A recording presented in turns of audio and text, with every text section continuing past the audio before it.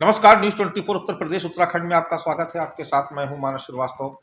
मायावती एक बार फिर से सुर्खियों में और इस बार जो सुर्खियां हैं वो उनके उत्तराधिकार को लेकर के हैं।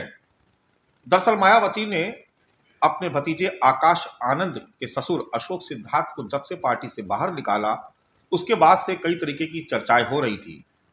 ये कहा जा रहा था कि क्या मायावती अब आकाश आनंद को भी अपनी पार्टी की तमाम जिम्मेदारियों से मुक्त कर देंगी और उनकी जगह उनके दूसरे भतीजे ईशान आनंद क्या आकाश आनंद की जगह लेंगे? क्या भविष्य में वो मायावती के उत्तराधिकारी हो सकते हैं?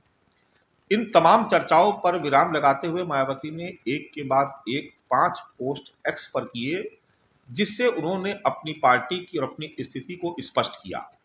दरअसल मायावती अपने समर्थकों, पार्टी के नेताओं, अपने काडर और वोट बैंक को ये बताना चाह रही हैं कि उत्तराधिकारी पर अभी कुछ भी निश्चित नहीं है।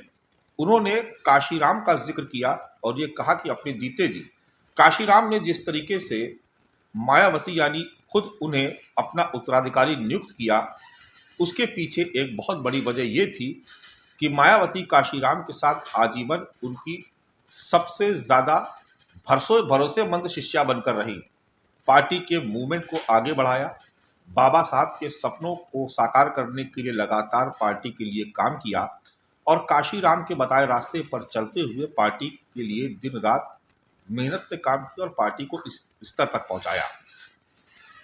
मायावती ने अपनी इस पोस्ट के जरिए ये स्पष्ट करने की कोशिश की कि भविष्य में काशीराम की तरह ही मायावती भी उसी को ही अपना उत्तराधिकारी नियुक्त करेंगी जो मायावती के ही रास्ते पर चलते हुए, ठीक वैसे ही जैसे मायावती ने किसी जमाने में काशीराम के मूवमेंट को आगे बढ़ाया, उसी तरीके से पार्टी के हित में जो व्यक्ति काम करेगा, दरअसल मायावती उसे ही अपना उत्तराधिकारी नियुक्त करेंगी और ये काम वो अपने जीते जी करेंगी।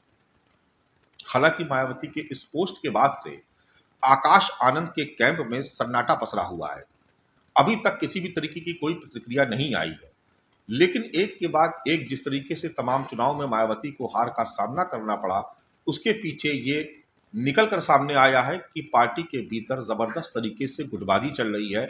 और ये गुटबाजी उस दिन से शुरू हुई जिस दिन से मायावती ने आकाश आनंद यानी अपने भतीजे को अपना उत्तराधिकारी नियुक्त करते हुए उन्हें नेशनल कोऑर्डिनेटर का पद दे दिया। एक तरीके से ये पद मायावती के ठीक बाद का यानी उनके ठीक नीचे का है। इसको आप सेकेंड लाइन भी समझ सकते हैं। इसके बाद से पार्टी के तमाम कद्दावर नेता, जिसमें खासतौर से सतीश चंद्र मिश्रा का जिक्र किया जाना बेहद जरूरी है, वो भी पार्टी के फोरम पर कहीं नजर नहीं आते हैं। खासतौर से दिल्ली के चुनाव की अगर बात करें तो वहां पर भी मायावती ने कोई रैली, कोई चुनाव प्रचार नहीं किया। सतीश चंद्र मिश्रा भी नजर नहीं आए। तमाम बड़े नेताओं ने इस विधानसभा चुनाव से दूरी बनाकर रखी और इसकी सबसे प्रमुख वजह यह बताई गई कि दरअसल अशोक सिद्धार्थ अपने दामाद आकाश आनंद को स्थापित करने के लिए एक तरीके से पार्टी में मनमानी कर रहे थे।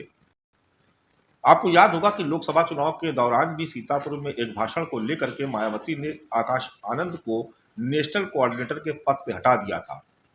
लेकिन जब उत्तर प्रदेश में विधानसभा के उपचुनाव की आहट हुई तो एक बार फिर से उनको जिम्मेदारी दी गई। ये माना गया कि आकाश आनंद और उनके कैंप के लोग मायावती को समझाने में कामयाब रहे। लेकिन ये चर्चा उस वक्त फिर से शुरू हुई जब 15 जनवरी को, जिस दिन मायावती का जन्मदिन होता है, उस दिन मायावती ईशान आनंद यानी अपने दूसरे भतीजे को लेकर के पहली बार सार्वजनिक तौर पर किसी सियासी कार्यक्रम में सामने आई।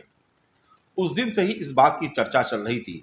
तो अब मायावती का उत्तराधिकारी कौन होगा? क्या आकाश आनंद या ईशान आनंद या फिर कोई और? ये चर्चाएं पार्टी में बहुत तेजी से चल रही हैं और इस पर विराम लगाने के लिए दरअसल मायावती ने अपने उत्तराधिकारी के बारे में अपनी स्थिति को स्पष्ट करना बेहद जरूरी समझा और उन्होंने साफ तौर पर लिखा कि जो भी बातें हो रही है दरअसल वो तथ्यहीन है। मायावती समय रहते अपना उत्तराधिकारी जरूर तय करेंगी, लेकिन उस उत्तराधिकार को पाने के लिए जो शर्त है वो यही है कि जिस तरीके से खुद मायावती ने अपने जीते जी पूरे जीवन काशीराम के उस मिशन में समर्पित किया जिसको लेकर के उन्होंने लड़ाई शुरू की थी, और काशीराम को जब ये लगा कि अब वो मैदान में उतरकर खुद मोर्चा संभालने के काबिल नहीं बचे हैं, उनका शरीर साथ नहीं दे रहा, उस वक्त उन्होंने सार्वजनिक मंच से मायावती को अपना उत्तराधिकारी घोषित किया था। मायावती कह रही है कि अभी वो तमाम कार्यकर्ताओं पर नजर रखेगी। पार्टी के निष्ठावान कार्यकर्ता, पार्टी के दूसरे जो पदाधिकारी हैं, वो देखेंगी कि कौन ऐसा व्यक्ति है जो सबसे ज़्यादा संजीदा होकर के पार्टी को आगे बढ़ा रहा है, काशीराम के उस मूवमेंट को आगे बढ़ा रहा है, बाबा साहब अंबेडकर के सपनों को साकार करने के लिए पार्टी को मजबूत कर रहा है। दरअसल मायावती उसी व्यक्ति को अपना उत्तराधिकार देंगी। ये कतई तय नहीं है कि उत्तराधिकारी पार्टी से होगा या फिर परिवार से। नमस्कार।